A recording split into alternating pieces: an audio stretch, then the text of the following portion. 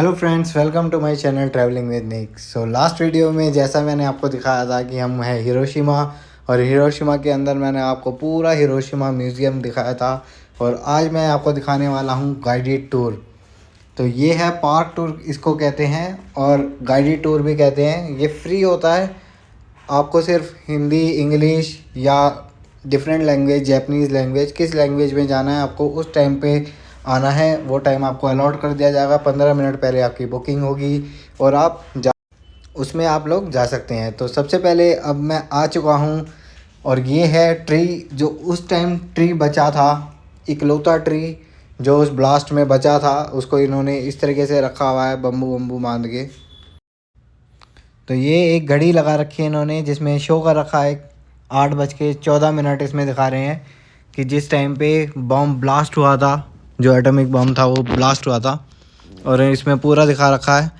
ये पुरानी बिल्डिंग थी जिनको इन्होंने रिनोवेट करके पूरा नया कर दिया है। इसमें एक बंदा बचा था, एक आदमी इसके अंदर बचा था, जिसको इसमें बेसमेंट प्रिजर्वेशन दिखा रखा है। एटॉमिक बम में सिर्फ एक आदमी बचा था जो उस टाइम यहाँ पे अवेलेबल था। मतलब इस बिल्डिंग के वो बेसमेंट में था, बेसमेंट B1 में था। अब मैं बिल्डिंग के पास आ चुका हूँ, और ये बिल्डिंग कुछ ऐसे दिखती थी पहले, और इसको पूरा रिनोवेट वगैरह इन्होंने करा है अच्छे से। और अब मैं आपको बेसमेंट के अंदर लेके चलता हूँ। ये देखिए, ये बेसमेंट प्रिजर्वेशन यहाँ दिखा रखा है, और उस बंदे के बारे में सब कुछ बता रखा है। वो 8 बजे यहाँ पे आया था, और 8:15 पे जब ब्लास्ट हुआ वो यहीं पे था। इसमें कुछ भी चेंज नहीं किया गया है। पूरा बेसमेंट एज इट इज़ का एज इट इज़ है। उसके बारे में पूरी डिटेल में बताया गया है। वो 80-82 साल का होके मरा। जब उसकी डेथ हुई तो वो 80 या 82 ईयर्स का था, और वो 8 बजे यहाँ पे आया था, कार पार्क करने या कुछ भी करने आया होगा बेसमेंट 1 में। इस वजह से वो बच गया, नहीं तो वो भी मर जाता। ये है वो इंसान जो उस टाइम सिर्फ इकलौता इंसान बचा था। और ये मैं आपको पहले ही दिखा चुका हूँ। ये है चिल्ड्रन पीस मेमोरियल। ये उन बच्चों की आत्मा की शांति के लिए बनाया गया है, जो उन बच्चों ने यहाँ पे जब अटैक हुआ, जिन बच्चों ने अपनी जान गंवाई। और यहाँ देखिए कितने सारे क्रेन्स वगैरह बना के जाते हैं लोग, सभी लोग क्रेन्स बना के जाते हैं।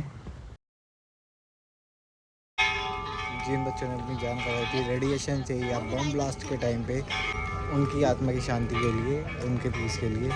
ये एक्चुअली एक गर्ल की जो छोटी बच्ची थी 2 इयर्स की, उस टाइम पे जिस टाइम ब्लास्ट हुआ था, उसकी विश को कंप्लीट करने के लिए भी बनाई गई थी। तो वो जो टी ब्रिज आपको दिख रहा है वो था टारगेट, बट बम वहाँ पे फटा नहीं। वहाँ से थोड़ी सी, और बिकॉज ऑफ हवा, विंड की वजह से, हवा की वजह से जो हाइपो सेंटर है वो थोड़ी सी इधर उधर हुआ है। और मतलब 300 मीटर के आसपास ही वो गिरा था बम, जो एटॉमिक बम था। बट टारगेट से मिस हो गया था। वो टी पॉइंट जो है वो था टारगेट। ये था जो टी पॉइंट है, ये टारगेट था। बट यहाँ ना गिर के बम थोड़ा सा साइड में गिरा था। और ये है hypo centre. Hypo centre means जो मेन, जहाँ पे बम आके ब्लास्ट हुआ था। और बम जो है ब्लास्ट हवा में होता है, आपको पता ही होगा। एटॉमिक बम कभी भी नीचे ब्लास्ट नहीं होता। वो यहाँ से 600 मीटर ऊपर ब्लास्ट हुआ था। तो यही है हाइपो सेंटर, इसको नाम दिया गया है, जो कि उस टी ब्रिज से 200 मीटर के डिस्टेंस पे है। तो हवा की वजह से, क्योंकि बहुत ऊंचाई से घेरा गया था इसको, तो हवा की वजह से टारगेट मिस हुआ था। ये देखिए, ये हाइपो सेंटर है। इसमें पूरा इसके बारे में बताया गया है कि इसी बिल्डिंग के ऊपर टॉप फ्लोर पे वहाँ पे ब्लास्ट हुआ था कहीं पे, जो कि 500-600 मीटर था।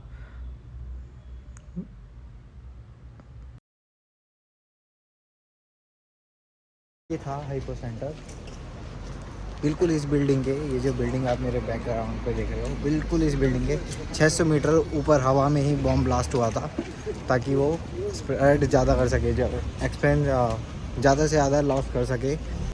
इसीलिए उन्होंने हवा में उसको ब्लास्ट किया था। तो हवा में ब्लास्ट करने का पॉइंट ये था ताकि वो ज़्यादा से ज़्यादा नुकसान कर सके। और इसीलिए कम से कम यहाँ से 18 किलोमीटर दूर तक उसकी जो गूंज है, जो उसकी बैक थी, उसको महसूस किया गया था यहाँ से 18 किलोमीटर दूर तक। और यहाँ कम से कम 7,700 डिग्री सेल्सियस यहाँ का टेम्परेचर उस टाइम हो गया था जब वो ब्लास्ट हुआ। ये एटॉमिक बॉम्ब डोम है जो मेरे बैकग्राउंड पे आप देख रहे हो। तो ये है एटॉमिक बॉम्ब डोम। जो आप मेरे पीछे बैकग्राउंड पे बिल्डिंग देख रहे हैं, यहाँ पे आके बॉम्ब स्टक हो गया था। और ये टेंपल था पहले। यहाँ से ये एटॉमिक बॉम्ब डोम बस 160 मीटर दूर है जहाँ बॉम्ब एक्चुअल में ब्लास्ट हुआ था, क्योंकि वो हवा में ब्लास्ट हुआ था 160 मीटर तक उसकी। तो ज़्यादा से ज़्यादा उसको एक्सप्लोसिव करना था। और उसका जो मेन टारगेट था वो टी पॉइंट था, जो अभी मैं आपको आगे दिखाऊंगा। वो मेन पॉइंट था उसका, बट वो वहाँ ना ब्लास्ट होके, क्योंकि आगे एयर उधर की साइड ब्लास्ट हुआ था, दूसरी साइड ब्लास्ट हुआ था थोड़ी सी आगे, बिकॉज ऑफ एयर।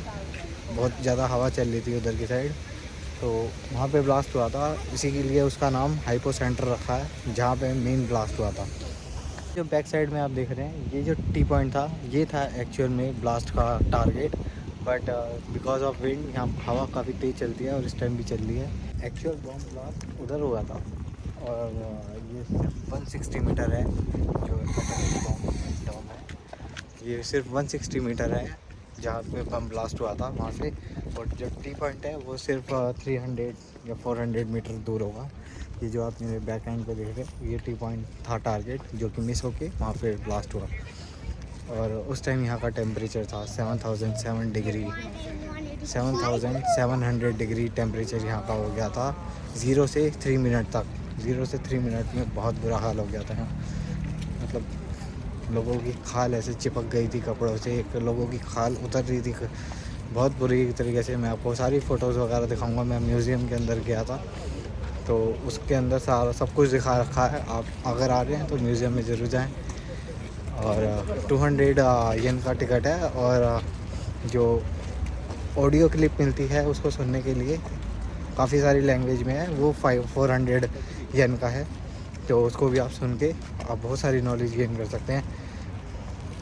अब मैं उस टी पॉइंट पे आपको ले आया हूँ, और यहाँ पे भी लिखा हुआ है कि एक्चुअल टारगेट जो था वो ये था। सीरीज ये था एक्चुअल टारगेट। तो यहाँ कहीं ऊपर ब्लास्ट होना था, जो कि यहाँ ना होके आगे हुआ। वो है ब्लास्ट का एरिया।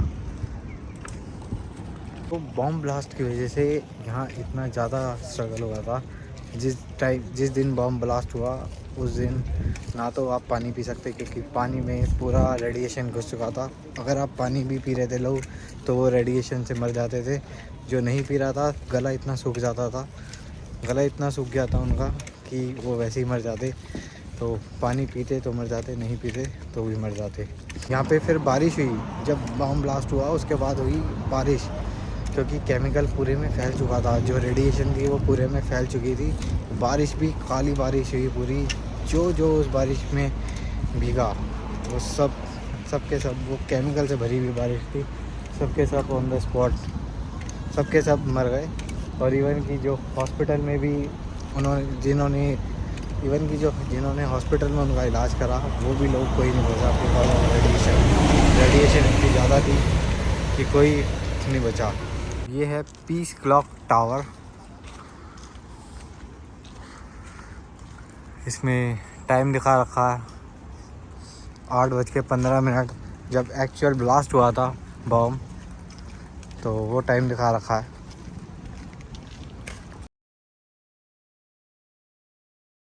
तो यहाँ 70,000 मोर देन 70,000 लोगों को दफन किया गया है एक ही साथ, जो अननोन थे, जिनका पता नहीं लगा कि कौन कहाँ से हैं क्या है। और यहाँ हर साल सेरेमनी होती है इनको श्रद्धांजलि देने के लिए एक तरीके से। और कुछों के नाम इन्होंने 800 पीपल के नाम यहाँ पे लिखे हुए हैं जो जान पहचान के निकल गए थे। बट रेस्ट वो जान पहचान के नहीं निकले, तो उनको एक ही जगह लाके सबकी बॉडीज एक ही तरह की जगह लाके यहाँ दफन कर दी थी। सो ये कोरियन पीपल जो यहाँ आए हुए थे, 1,10,000 कोरियन पीपल यहाँ आए थे जब कोरियन और जैपनीज़ मिक्स हो रहे थे। यानी जैपनीज़ कुछ कोरियन में आ रहे थे, कोरियन उधर जा रहे थे, तो 20,000 कोरियन लोग यहाँ मरे थे। तो उनकी यहाँ मोन्यूमेंट बना रखा है उनकी मेमोरी के लिए। यहाँ लोग आते हैं, प्रे करते हैं। ये बिल्कुल टेंपल के सामने बना रखा है, ये बिल्कुल उनका टेंपल है। सो ये है द पीस ऑफ मोन्यूमेंट। इसमें जो स्टोन पड़े हुए हैं उन पे सभी जो 3,44,000 ये स्टोन्स जो लोगों ने अपनी जान गंवाई थी उनके सबके नाम हैं इन स्टोन्स में। और ये पानी इसलिए है क्योंकि काफ़ी लोगों ने जब लोग मर रहे थे उनको पानी कर रहे थे वो, क्योंकि उनका गला सूख चुका था। तो उन लोगों को पानी के लिए, पानी पिलाने के लिए, उनके पीस को शांति देने के लिए ये स्टोन रखा गया। और ये जो आप सामने फायर देख रहे हो ये because of 3rd world war का है। और सभी के पास आजकल एटॉमिक बॉम्ब है तो उसको शांति को बनाए रखने के लिए, ये शांति बनाए रखे, सबके पास अभी फायर है। तो आज का जो मेरा हिरोशिमा टूर था वो कम से कम मेरे को लगे 5 से 6 घंटे, बट काफ़ी अच्छा टूर हो गया। और इसके फैक्ट्स हैं कि यहाँ जो हिरोशिमा में बॉम्ब ब्लास्ट हुआ था 6 अगस्त 1945 को हुआ था। 8:15 पे ब्लास्ट हुआ था। 8:15 पे ब्लास्ट हुआ था, जो कि हवा में ये ब्लास्ट हुआ था। और जिसका नाम हाइपो सेंटर है, उसका नाम हाइपो सेंटर बिल्कुल 160 मीटर है जो एटॉमिक बम साइट है वहाँ से। पहले वो हॉस्पिटल हुआ करता था, ब्लास्ट से पहले बिल्कुल एयर में वो ब्लास्ट हुआ था तो सब कुछ ख़त्म हो गया था। 2 बिल्डिंग बची थी, एक ऑलरेडी गिर चुकी है, अब एक ही बची है, उसको अच्छे से इन्होंने सेव करके रखा हुआ है। जब ब्लास्ट हुआ था तब लोग सिर्फ पानी चिल्ला रहे थे क्योंकि उनका गला सूख चुका था, बुरी तरीके से गला सूख चुका था बिकॉज ऑफ रेडिएशन। आज का मेरा टूर यहीं पे ख़त्म होता है और अब मैं वापस क्योटो जाऊंगा। हिरोशिमा मैंने एक दिन में कंप्लीट किया, जो मेन था मैंने हिरोशिमा में देख लिया है।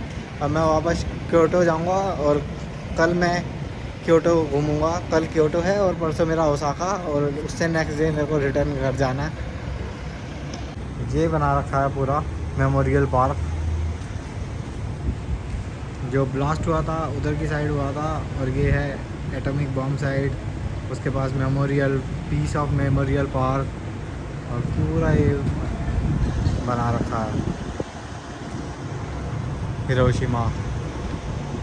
हॉस्टल से बैग उठा के मैं आ गया हूँ बस स्टैंड, और ये है यहाँ का बस स्टैंड जहाँ लोग खड़े हुए हैं। हम लोग सब खड़े हुए हैं तो एक एक करके हम चढ़ेंगे जैसी बस आएगी। और ये है यहाँ की रोड।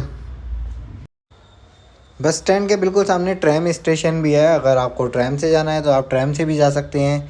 और ये बिल्कुल रोड पे चलती है ट्रैम तो, और आप आराम से ही जा सकते हैं। इसका भी चार्ज काफ़ी कम होता है और ये 2 से 3 मिनट में आती रहती है, जैसे बस आती रहती है 2 से 3 मिनट में वैसी आती रहती है। ये देखिए 3 से 4 डब्बे होते हैं इस ट्रैम के अंदर और आप आराम से यहाँ बैठ के जा सकते हैं। ये ट्रैम के लिए अलग ही इन्होंने पटरी बना रखी है। ये देखिए कितनी सारी ट्रैम है। 1 से 2 मिनट के अंदर सर्विस है। सर्विस काफ़ी अच्छी है यहाँ पे। अब हिरोशिमा का पूरा वापस से डेवलप कर दिया गया है। अब मैं निकल गया हूँ सीधा क्योटो के लिए और मैं आ गया हूँ रेलवे स्टेशन पे। इस वीडियो में बस इतना ही, मिलेंगे हम अपनी नेक्स्ट वीडियो में। नेक्स्ट वीडियो में मैं अपना पूरा क्योटो का जो भी वहाँ के बेस्ट प्लेसेस हैं, जो भी आप घूम सकते हैं, टूरिस्ट प्लेसेस हैं, उनको कवर करूँगा। तो नेक्स्ट वीडियो देखना बिल्कुल मत भूलिएगा गाइस, और इस वीडियो को भी ज़्यादा से ज़्यादा शेयर और लाइक ज़रूर करिएगा और मेरे को कमेंट सेक्शन में ज़रूर बताओ कि कैसा आपको मेरी वीडियोज़ लग रही है। मिलते हैं हम अपनी नेक्स्ट वीडियो में। Thank you guys.